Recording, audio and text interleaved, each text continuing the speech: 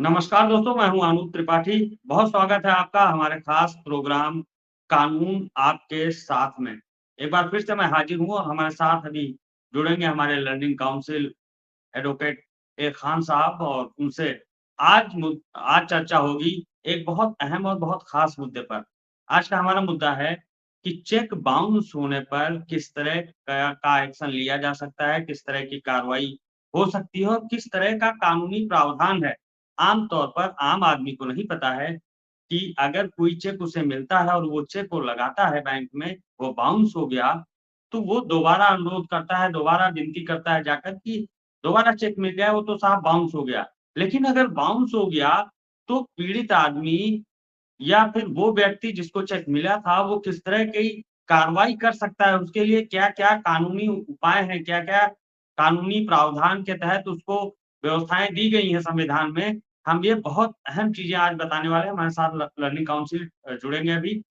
हम प्रोग्राम शुरू करें लेकिन उससे पहले एक बात आपसे कहना चाहेंगे, एक अपील करना चाहेंगे कि अगर आप कोई सवाल पूछना चाहते हैं, तो हमारे इस प्रोग्राम पर आप कमेंट करें, अपना सवाल पूछ सकते हैं हमारे लर्निंग काउंसिल से या फिर आपकी जो राय है, आप कमेंट करके वो राय दें। हम अगले मुद्दे पर अगले प्रोग्राम में उस मुद्दे पर चर्चा करेंगे, जो आप कहेंगे, जो आपकी बात होगी, जो आपकी राय होगी, उसे अगले प्रोग्राम में हम ज़रूर लेकर आएँगे।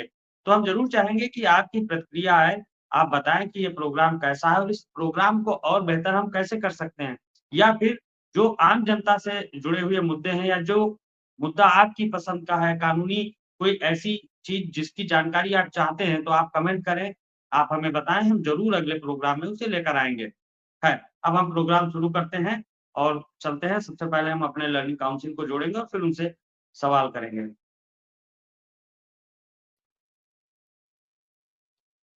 हमारे साथ जुड़ चुके हैं वरिष्ठ learning council advocate Irfan sir. Sir स्वागत है आपका। जी, नमस्कार। सर्वप्रथम मैं आप सभी लोगों का जो भी दर्शकगण हैं, उन सभी का इस शो में स्वागत करता हूँ और मैं हूँ आपका लीगल एडवाइज़र एडवोकेट ए खान। इस शो का जो उद्देश्य है, सर्वप्रथम इस शो के उद्देश्य को आम जनता तक पहुँचाना चाहता हूँ। जनता की लाइफ में जो डे बाय डे या डे टू डे उनकी लाइफ में जो समस्याएँ आती हैं, उन समस्याओं को लीगल समाधान के द्वारा सॉल्व करने की कोशिश है इस शो के ज़रिए और जनता के लाइफ में जो किसी तरह की कोई अगर समस्या आती है और उसका कोई कानूनी उसका उपचार वो चाहते हैं, तो इस शो में कमेंट करके वो अपने उस समस्या का समाधान भी फ्री ऑफ कॉस्ट सीख कर सकते हैं। और जैसा कि सर ने अभी कहा कि चेक बाउंसिंग के मामले मामले में आज बातचीत होनी है, तो ज़ाहिर-सी तौर पे चेक बाउंसिंग के मामले में ही हम लोग बातचीत करेंगे। त्रिपाठी जी। सबसे पहला हमारा सवाल होगा कि अगर किसी व्यक्ति को कोई चेक मिलता है, या आम आदमी है जिसे नहीं पता है और वो चेक उसका बाउंस हो गया, पेमेंट नहीं मिला उसको, तो चेक बाउंस होने के लिए कानून में क्या-क्या प्रावधान है, किस तरह की व्यवस्थाएँ दी गई हैं कि अगर किसी का चेक बाउंस हो सकता है, तो वो उसे क्या करना चाहिए? देखिए, चेक बाउंसिंग एक क्रिमिनल ऑफेंस है। नॉर्मली चेक बाउंसिंग को बहुत ही आसान तरीके से नहीं लेना चाहिए, ये बहुत हल्के-फुल्के तरीके से नहीं लेना चाहिए। यदि कोई किसी को चेक के माध्यम से पेमेंट करता है या किसी को किसी ने चेक के माध्यम से कोई पेमेंट किया है और वो व्यक्ति बैंक में जाकर के उसमें दी हुई तारीख को जो तारीख उसमें भरी गई है, उस चेक में भरा गया उसको बैंक में लगाता है और उसका चेक बाउंस हो जाता है। तो चेक बाउंस होने के बाद में एक एक्ट है नेगोशिएबल इंस्ट्रूमेंट एक्ट है 1881 का है, 1881 का है। उसमें एक सेक्शन है 138 138 के अंतर्गत वो मुकदमा कोर्ट में फाइल कर सकता है। इसमें सजा का भी प्राविधान है, कंपनसेशन भी है और कोर्ट कॉम्पिटेंट कोर्ट जो सक्षम न्यायालय है, वो उसको उसका पैसा भी दिलवाता है। इसकी एक प्रक्रिया है, बस इसमें क्या है कि टाइम पीरियड का बहुत ज़्यादा ध्यान रखा जाता है। त्रिपाठी जी। सर हम ये चाहेंगे कि थोड़ा-सा आम आदमी को आप ये भी बताएँ कि जो टाइम पीरियड का ध्यान रखना है, तो कैसे ध्यान रखना है? किस तरह का टाइम पीरियड का उसे ध्यान रखना है? और अगर वो मुकदमा करता है, केस करता है क्रिमिनल ऑफेंस है आपने बताया, तो फिर किस तरह का जुर्माना या किस तरह की सज़ा हो सकती है? बहुत बहुत अच्छा प्रश्न है। देखिए, मैं सारी प्रक्रिया जनता को बताना चाहता हूँ, परंतु उसको बताने से पहले मैं एक चीज़ और बताना चाहता हूँ। देखिए, हर व्यक्ति की परिस्थिति अलग-अलग होती है। यदि उसके साथ में इस तरह की कोई भी घटना होती है, कोई उसका चेक बाउंस वगैरह होता है, तो वो किसी भी वकील से मदद लेकर के वकील की मदद से वो चेक बाउंसिंग का केस करने के लिए सक्षम न्यायालय में जा सकता है। सर्वप्रथम क्या होता है कि अगर किसी ने किसी को चेक दिया है, माना किसी राम ने श्याम को चेक दिया है, तो श्याम ने को चेक दिया है कि आज है 22 तारीख, 22 जून 2024 का चेक था या 22 मई 2024 का चेक है, जो भी तारीख उसके ऊपर दर्ज है, उस तारीख पे जाकर के वो बैंक में लगाएगा। बैंक में लगाने के बाद में जब वो चेक बाउंस हो जाता है, अगर वो चेक बाउंस हो जाता है, तो उसको बैंक एक मेमो देता है और उसके पास में उसको स्पीड पोस्ट से रजिस्टर्ड डाक से या किसी कोरियर के ज़रिए उस तक पहुँच उसको उसको भेज देता है, सेंड कर देता है।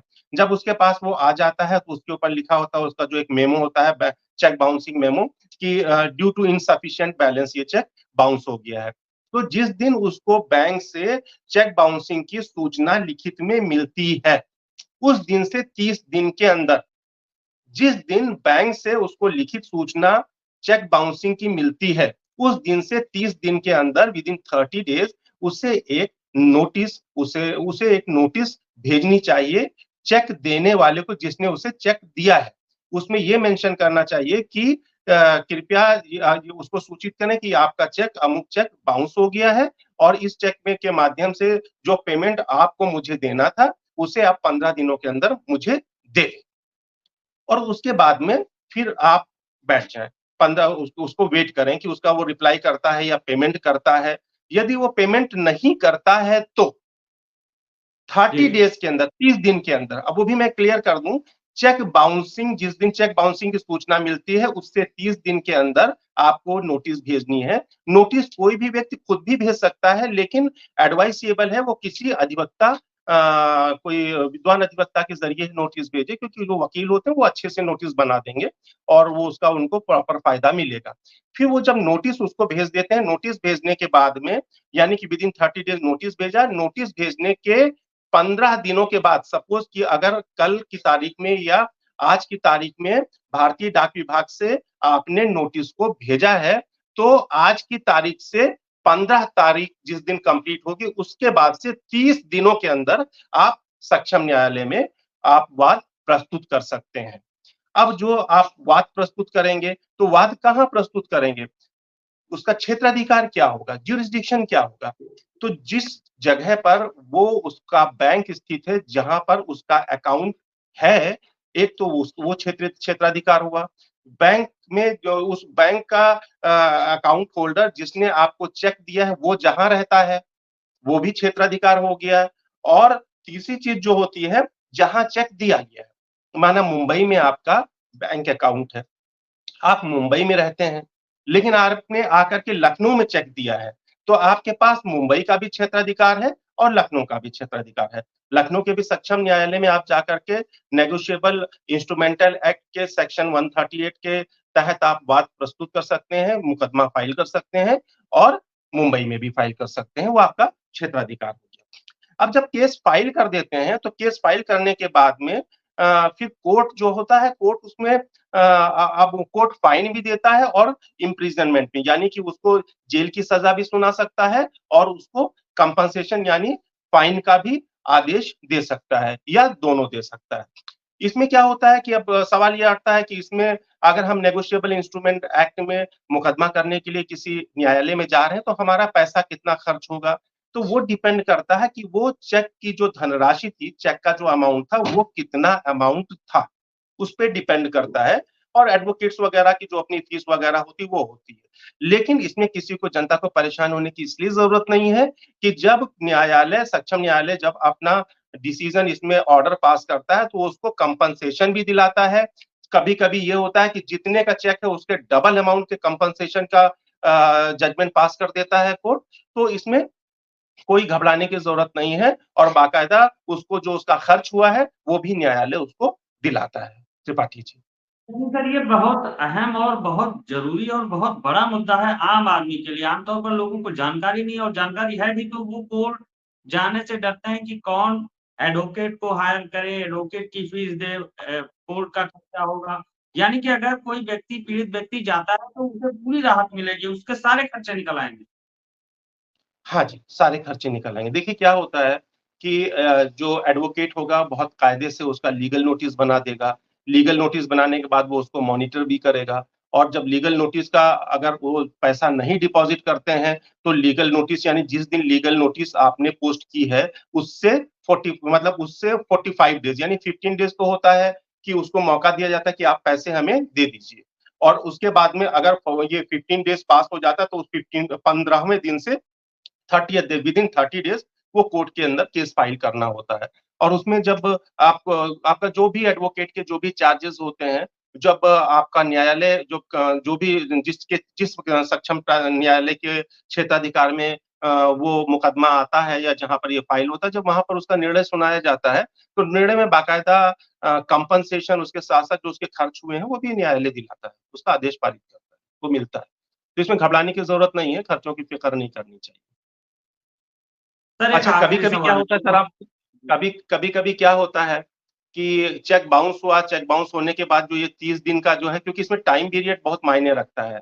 अगर उस टाइम पीरियड में लीगल नोटिस नहीं सर्व हुआ 30 दिन की जगह 60 दिन हो गए, तो लोग परेशान हो जाते हैं, अभी क्या करें भई अब तो हम केस भी फाइल नहीं कर सकते हैं। उस कंडीशन में क्या करना चाहिए, उस चेक को दोबारा लगा देना चाहिए अगर वो चेक की जो वैलिडिटी है और दोबारा लगाने के बाद फिर जब बाउंस होकर के आती है, आप फिर उसको लीगल नोटिस सर्व करें। कि भई आपका चेक हमने लगाया, उस चेक को लगाने के बाद इनसफिशिएंट बैलेंस की वजह से आपका चेक डिसऑनर हो गया, बाउंस हो गया, अनादृत हो गया। आपसे प्रार्थना है कि 15 दिनों के भीतर आप इसका भुगतान मुझे कर दें। यदि वो नहीं करता है, तो इसी प्रक्रिया के तहत जो आपका कॉम्पिटेंट कोर्ट है, वहाँ पर मुकदमा हम लोग फाइल कर देंगे।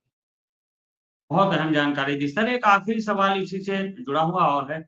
कई बार अक्सर जी। मामले देखने को मिलते हैं कि फर्जी चेक लोग जारी कर देते हैं। तो अगर फर्जी चेक होते हैं तो उसमें भी किस तरह से आदमी कार्रवाई कर सकता है? किस तरह की मदद उसको मिल देखिए सकती है कानूनी? फर्जी चेक जहाँ पर फर्जी लफ्ज़ आता है, वहाँ से फ़ोर्जरी स्टार्ट हो जाता है। अब जहाँ फ़ोर्जरी स्टार्ट हो जाती है, चीटिंग स्टार्ट हो जाती है, वहाँ पर सेक्शन भारतीय दंड संहिता की जो धारा 420 है इंडियन पेनल कोड का, उसके तहत को उसको फिर डील किया जाता है और ये भी एक क्रिमिनल ऑफ़ेंस होता है। अगर कोई किसी को फर्जी चेक वग़ैरह देता है या इस तरह के चेक देता है, तो उसके लिए उसे जो भी कंसर्न पुलिस स्टेशन है, उस पुलिस स्टेशन में जाकर के बाकायदा कंप्लेंट करनी चाहिए और जब कंप्लेंट करते हैं, तो वहाँ पर प्रॉपर्ली एफआईआर दर्ज हो जाता है। एफआईआर दर्ज होने के बाद में जो भी इन्वेस्टिगेटिंग ऑफिसर होता है, उसकी विवेचना करता है, इन्वेस्टिगेट करता है और चार्जशीट फाइल करके फिर वो कोर्ट में भेज देता है। कोर्ट में जाने के बाद प्रॉपर्ली उसके ऊपर वाद चलाया जाएगा और धाराओं पे डिपेंड करता है कि उसको ज़मानत करानी पड़ेगी और वो एक क्रिमिनल ऑफेंस है साहब और उसको हम नेगोशिएबल इंस्ट्रूमेंट एक्ट के तहत नहीं ला सकते हैं, जब तक कि चेक बाउंस नहीं लेकिन ये होता है। दोनों चीज़ें अलग-अलग हैं सर। चेक ये बाउंस दोनों होना अलग अलग हैं। चीज़ है। और ये फर्जी चेक जारी जारी करना वो अलग चीज़ है। देखिए फर्जी चेक क्या होता है उसकी भी बहुत ही एक उसका बहुत वाइड सब्जेक्ट है कि कहीं से चेक को स्कैन किया या उस चेक को कहीं पर किसी प्रिंटिंग प्रेस पे प्रिंट कर लिया, राइट? अगर वो या फिर आपका चेक किसी को मिल गया उसने उस चेक पे साइन-वाइन करके वो उसको इश्यू कर दिया, तो उसमें वो 420 की परिधि में आएगा वो, 420 की परिधि में आएगा, चीटिंग की परिधि में आएगा। तो चीटिंग के तहत जो कार्रवाई होती है, वो कार्रवाई उस पर होगी जिसने उस चेक को जारी किया। बिल्कुल सर, बहुत अहम जानकारी दी आज चेक बाउंस के मसले पर। चेक बाउंस का अगर चक्कर है तो आम आदमी को क्या मदद मिल सकती है कानूनी, किस तरह से वो एक्शन ले सकता है। बहुत अहम जानकारी दी आपने सर। इस एक बार मैं प्रोग्राम को और हम फिर यहीं कहना चाहूँगा त्रिपाठी जी कि देखिए मैं इस प्रोग्राम इस शो के ज़रिए आम जनता से एक बार फिर से कहना चाहूँगा, जब आपका चेक बाउंस होता है तो इसमें टाइम पीरियड बहुत मायने रखता है। तो टाइम पीरियड का ख़ास तौर पे ख़्याल रखें।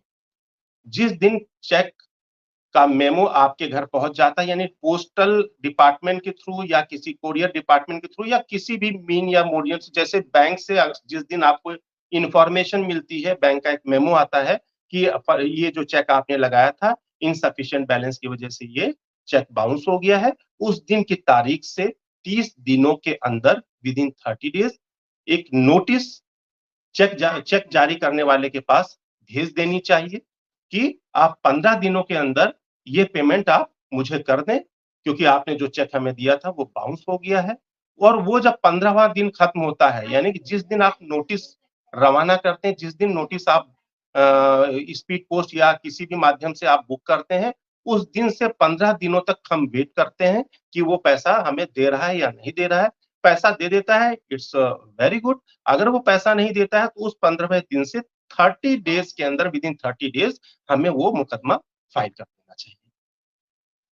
बिल्कुल, आप बहुत अहम जानकारी दी सर, एडवोकेट ए खान सर आपने, और बहुत-बहुत शुक्रिया। हम इस प्रोग्राम को यहीं विराम देंगे। अगले प्रोग्राम में हम फिर मिलेंगे एक नए मुद्दे के साथ, और दर्शकों से भी हम अपील करेंगे कि वो ज़रूर प्रतिक्रिया दें हमारे इस प्रोग्राम पर, और अगर वो कोई सवाल पूछना चाहते हैं, तो वो भी कमेंट करके बता सकते हैं। हमारे चैनल को सब्सक्राइब करें और लाइक करें। अगले कार्यक्रम में फिर हम मिलेंगे। बहुत-बहुत थैंक यू सर, आपका जुड़ने के लिए और हमारे कार्यक्रम में समय देने के लिए। नमस्कार। हमारे साथ जुड़े हुए थे वरिष्ठ लर्निंग काउंसिल एडवोकेट ए खान सर। उन्होंने बताया कि चेक बाउंस होने का चक्कर क्या है, चेक बाउंस होने पर एक आम आदमी, एक पीड़ित व्यक्ति क्या कर सकता है, उसके सामने कौन-कौन से कानूनी पहलू हैं, और किस तरह से वो जो गलत कर रहा है, जिसने चेक ऐसा जारी कर दिया कि उसके अकाउंट में बैलेंस नहीं है, तो चेक जारीकर्ता के खिलाफ वो किस तरह का एक्शन ले सकता है। खैर, इस प्रोग्राम को यहीं वाइंड अप करेंगे। फिर मिलेंगे हम अगले हफ्ते किसी अन्य खास मुद्दे के साथ, आपके पसंदीदा प्रोग्राम कानून आपके साथ में। नमस्कार।